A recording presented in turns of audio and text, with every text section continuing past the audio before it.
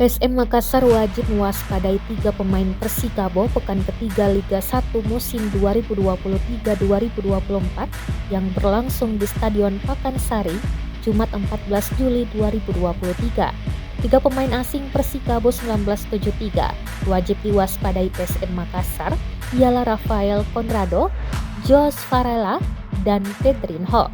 Rafael merupakan pemain asal Brasil.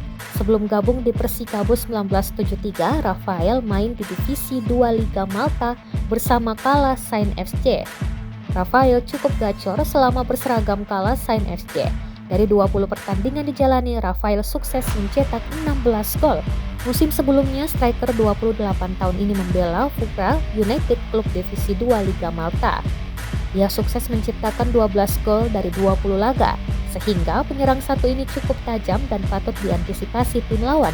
Sementara Pedrinho, pemain dari negeri Samba rekrutan baru Persikabo 1973 musim ini. Penyerang sayap ini mempunyai segudang pengalaman dari berbagai kompetisi Amerika Latin dan Eropa. Tercatat, ia pernah membela Flamengo B di Liga Brasil, FC Gila di Liga Georgia, dan terakhir di divisi kedua Liga Malta.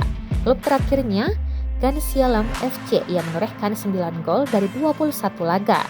Terakhir, Jos Varela juga baru didatangkan Persikabo 1973 musim ini.